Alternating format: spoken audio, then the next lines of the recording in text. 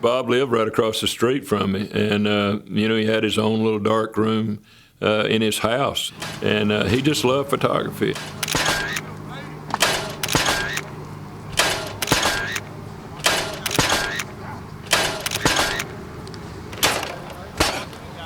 All right, next man.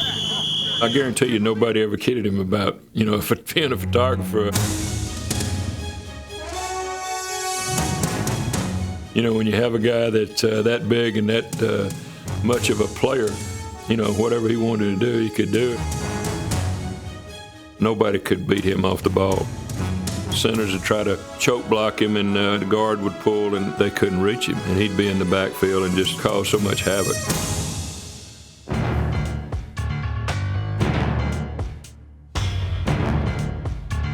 Bob Lilly was the first draft choice in Dallas Cowboys history, and the first Cowboy in the Hall of Fame.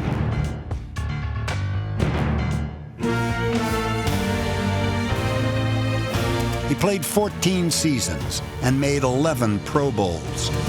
The only thing he didn't do was look the part.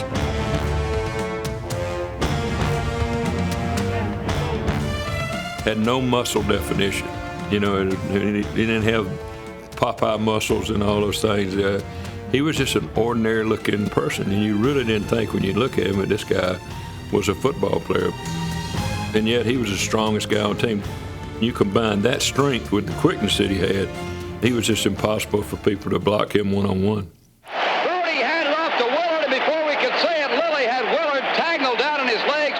Here's one of the great original Cowboys. Beginning in 1966, the Cowboys made the playoffs 5 straight years, including 3 championship games, but couldn't win it all. Following Super Bowl V, the frustration of Dallas's defensive star turned photographer was captured in an indelible image. I don't think I've ever seen anybody throw a football helmet that far. That's what made the championship against Miami the next year so rewarding for all of us, because we had been so close for so many years. Bob Lilly just dominated the game. The sacking of Bob Greasy was, one of the big plays.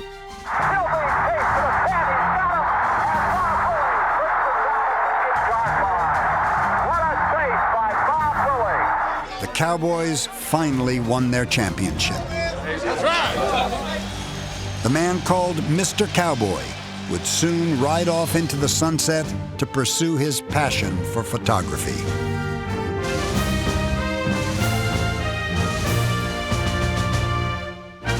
I've got a wonderful picture that I took out of these big sequoia trees. They were strong and beautiful. They were rough, a little bit on the outside, the bark, kind of like football players.